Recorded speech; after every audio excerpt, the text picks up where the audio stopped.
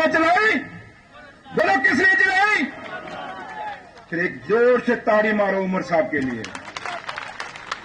मेरे बुजुर्गों, मेरे वीरों, गर्मी बहुत है, लेकिन इतनी भी नहीं कि इस गर्मी में हम अपनी स्टेट की डिमांड भूल जाएं। क्या इस गर्मी में स्टेट की डिमांड भूल सकते हो? इसलिए मैं आपसे ये कहूंगा कि उमर अब्दुल्ला साहब जिस मुसीबत में आज ये सरकार चला रहे हैं, एक तूफान इनके सामने खड़ा है। हमारे बेरोजगार बच्चों की नौकरियों के लिए बच्चे तरस रहे हैं, वो बच्चे हमारे सामने खड़े हैं, उमर साहब के सामने खड़े हैं। इनको पूरी हमदर्दी है इनके साथ, लेकिन एक टूटी हुई स्टेट के अंदर ये क्या कर पाएंगे? आज भी जो फैसले कहीं से हो, स्टेट का फैसला अपना होता है, यूटी का फैसला अपना नहीं हो सकता। इसलिए उमर अब्दुल्ला साहब जो कर रहे हैं, आपकी बिजली का वादा किया, क्या इस बजट में डाला या नहीं डाला?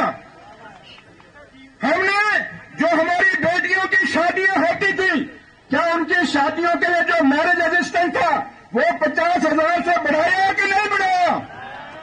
ऊंचा बोलो, पीछे वालों आप भी बोलो, मैं नहीं सुनिया, ऊंचा बोलो। बढ़ाया ना? फिर बोला करो, उन लोगों को जवाब दिया करो जो लोग हमारे लीडर को कहते हैं कुछ नहीं किया। ये आपने जवाब देना है। इसलिए आज जो भी काम हो रहे हैं वो आपके सामने है, लेकिन इसमें टाइम लगेगा। टाइम क्या है? जिस दिन स्टेट आएगी उसके बाद फिर हम कह सकते हैं कि नेशनल कॉन्फ्रेंस की सरकार क्या कर रही है। आज स्टेट बहुत जरूरी है, इसलिए आपकी सबसे पहली डिमांड जो हमारी है वो स्टेट है। इसलिए इस स्टेट के लिए हमने डॉक्टर फारूक अब्दुल्ला साहब का और उमर अब्दुल्ला साहब के हाथ मजबूत करने हैं तो नहीं करने? कोई ये कहेगा कुछ नहीं किया, ये सुनोगे या जवाब दोगे? पक्का दोगे? तो अगर दोगे तो फिर अब एक मुठ लो। लोग कहते हैं नेशनल कॉन्फ्रेंस ने क्या किया, शेख साहब से लेके डॉक्टर फारूक अब्दुल्ला साहब से लेके आज उमर अब्दुल्ला साहब के सामने टाइम तक ये जो आपको जम्मू कश्मीर बना हुआ दिख रहा है, चाहे कॉलेज, स्कूल, हॉस्पिटल, सड़कें, पुल, जो कुछ भी दिख रहा है, ये नेशनल कॉन्फ्रेंस के दौर में बना है। इनको पूछो आपने क्या बनाया है? ये तो दूध काफी वाली बात करते थे, इनको पूछो क्या बनाया? बनाया कुछ? सिर्फ हमारी बर्बादी निकाली है। तो इसलिए मैं आखिर में आपसे एक ही अपील करूंगा कि उमर साहब को आपकी जरूरत है, एक एक बच्चे की जरूरत है जम्मू कश्मीर की। आपने उमर साहब का साथ देना है और उमर साहब के साथ शाना बशाना खड़ा होना है। खड़े हो गए या नहीं? पक्का? इन्हीं लफ्जों के साथ, इस उम्मीद के साथ कि आप एक मजबूत जमीन पे खड़े हुए हमेशा खड़े रहेंगे, जिससे नेशनल कॉन्फ्रेंस की सरकार भी मजबूत रहेगी, आप भी मजबूत रहेंगे। फिर आपसे कभी बात करेंगे। इन्हीं लफ्जों के साथ साथ एक बात कहता जाऊंगा यहां पे, हमने देखा, उमर साहब ने भी नोटिस किया, ये जो इलीगल माइनिंग है इसको पूरा रोकेंगे और इसके लिए जो भी सख्ती करनी पड़ेगी वो सख्ती जरूर करेंगे इसके लिए, और उसमें आपने भी सहयोग करना है, आपने भी मदद करनी है। इन्हीं लफ्जों के साथ साथ बहुत बहुत शुक्रिया। जय हिंद, जय भारत। अब तुम इंतजार छो करान, अम ब्रो दिमो गोडक नारे ये जवाब दीजो कित पठन कि सारी गसन प्लेन अत थोत दीजो जवाब सारी। जम्मू कश्मीर नेशनल कॉन्फ्रेंस सारी हुपारी पत्ती खड़ा इन तुलान अत थोत दी जोर जवाब तो आप गो पोजिम गो तूत क्या April one. Jammu Kashmir national conference जनाब डॉक्टर फारूक साहब, जनाब डॉक्टर फारूक साहब, जनाब उमर अब्दुल्ला साहब, जनाब उमर अब्दुल्ला साहब वन दिमो ये दावत है जनाब यह सोन हर दिल लीडर जनाब उमर अब्दुल्ला साहब, honourable chief minister Jammu Kashmir national conference सारी करो आप थोप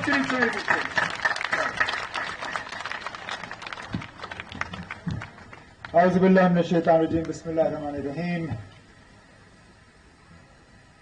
काबीना में मेरे साथी और डिप्टी चीफ मिनिस्टर जनाब सुरेंद्र चौधरी साहब, मेरे एडवाइजर जनाब नासिर असलम वानी साहब, हमारे आज के प्रोग्राम के मेजबान आप सबके हरदिल अजीज एमएलए और हमारे सीनियर लीडर जनाब मोइनुद्दीन मीर साहब, हमारे यहाँ हमसाए में एमएलए और सीनियर साथी रिटायर्ड जस्टिस जनाब हसनैन मसूदी साहब, डीडीसी चेयरमैन बारी अंद्रावी साहब, नेशनल कॉन्फ्रेंस के जिला सदर खलील बंद साहब, यहाँ पे मौजूद डीडीसी मेंबरान, डीसी पुलवामा बशारत कयूम साहब, नेशनल कॉन्फ्रेंस के तमाम ज़ोमाए किराम, यहाँ पे मौजूद भाइयों बहनों बुजुर्गों, आप सबको मेरी तरफ से अस्सलाम वालेकुम और आदाब।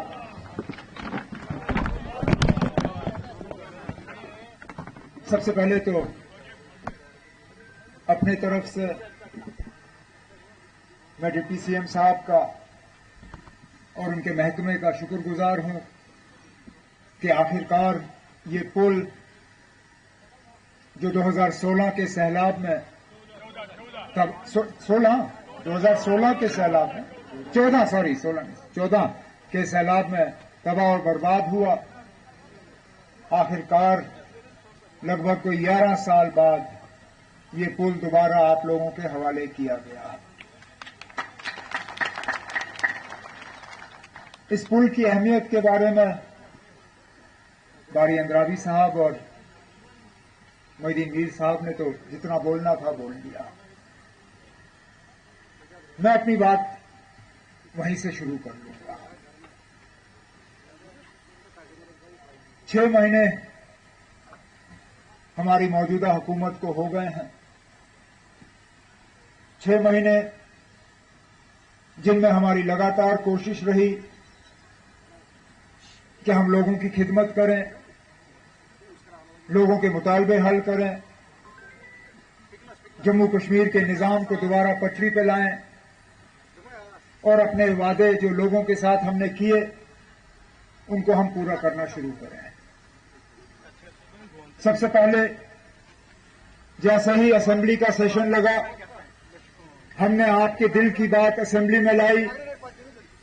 आप लोगों ने जगह जगह असेंबली इलेक्शन इंतखाबात के दौरान हमें ये कहा कि 5 अगस्त 2019 के फैसले आपको मंजूर नहीं है और आप चाहते हो कि असेंबली से ये आवाज जाए कि हमारे साथ जो 5 अगस्त 2019 को हुआ वो ज्यादती हुई, वो धोखा हुआ, हमारे हकूक हमसे छीने गए और हम चाहते हैं कि आईनी तौर जो जम्मू कश्मीर का दर्जा था वो दर्जा जम्मू कश्मीर को वापस मिलना चाहिए। बिल्कुल यही बात मोइनुद्दीन मीर साहब ने, हसनैन मसूदी साहब ने, सुरिंदर चौधरी साहब ने और हमारे बाकी एमएलए ने किया। हमने कहा कि असेंबली के जरिए हम आपके दिल की बात सामने रख के मरकज को कहेंगे कि जो हमारे साथ हुआ ठीक नहीं हुआ। जब कैबिनेट की पहली बैठक हुई, जब कैबिनेट की पहली मीटिंग हुई, हमने उसमें जम्मू कश्मीर को दोबारा रियासत का दर्जा वापस मिलने पे एक रेजोल्यूशन पास करके मैंने खुद अपने हाथों से वजीर आजम साहब के हाथ में डाला। अब कुछ लोगों को यह भी पसंद नहीं है, वो कहते हैं ना रियासत हमारी मंजिल नहीं है। तो हमने कब कहा रियासत हमारी मंजिल है? हमने कब कहा कि रियासत हासिल करके हम खामोश रहेंगे? हम कहते हैं कि रियासत है जो है हमारी मंजिल तक पहुंचने का एक जरिया है। जिस तरह आप यहां से जब आपको श्रीनगर सेक्रेटरीट जाना होता है, क्या आप आंख बंद करके फटाफट श्रीनगर पहुंच जाते हो? आप यहां गाड़ी में बैठते हो, पुलवामा जाते हो। मुमकिन है पुलवामा में आपको गाड़ी बदलनी होती है, वहां से गाड़ी बदल के आप हाईवे पे चढ़ के अथवाजन आ जाते हो, वहां बड़ी गाड़ी से उतर के आप छोटी गाड़ी में चढ़ के फिर सेक्रेटरीट पहुंच जाते हो। मतलब ये कि सेक्रेटरीट आपका मंजिल है, लेकिन मंजिल तक पहुंचने के लिए आपको पहले एक जगह से दूसरी जगह, दूसरी जगह से तीसरी जगह और फिर मंजिल। इसी तरह रियासत जम्मू कश्मीर को दोबारा रियासत का दर्जा मिले, ये हमारी मंजिल नहीं है। लेकिन कम से कम हमारे मंजिल तक पहुंचने का एक बहुत बड़ा जरिया है और हमने उस जरिया तक पहुंचना है।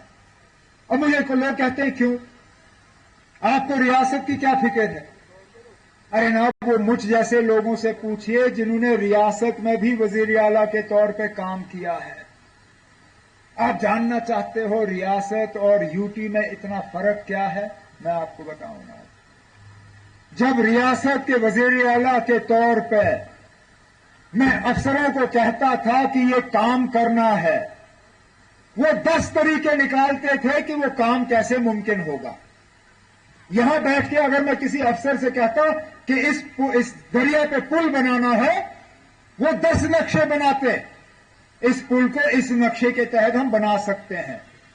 यूटी के वजीर आला के तौर पे जब मैं अफसरों को कहता हूं कि ये काम करना है, वो 10 बहाने मुझे बनाते देखते हैं कि जनाब ये काम क्यों नहीं हो सकता है। हर चीज में कहीं ना कहीं रुकावट डालने की कोशिश की जाती है। क्या आपके हुकूमत को हक नहीं होना चाहिए कि हम खुद तय करें कि हमारे अफसर कौन होने चाहिए? क्या हम ये तय नहीं करने चाहिए कि हमारे ऊपर कौन से कानून लागू होने चाहिए? क्या ये हमारा हक नहीं होना चाहिए कि हम तय करें कि किसी कारखाने में कितने लोग हमारे लगें? अरे हम कोई ऐसी बात नहीं कर रहे जो दूसरे नहीं करते, तो कसूर हमारा क्या? हमारे हमसाये में रियासत है हिमाचल प्रदेश, नाम सुना होगा। हिमाचल प्रदेश के कानून और हमारे कानून में फर्क देखिए। वहां जब फैक्ट्री लगती है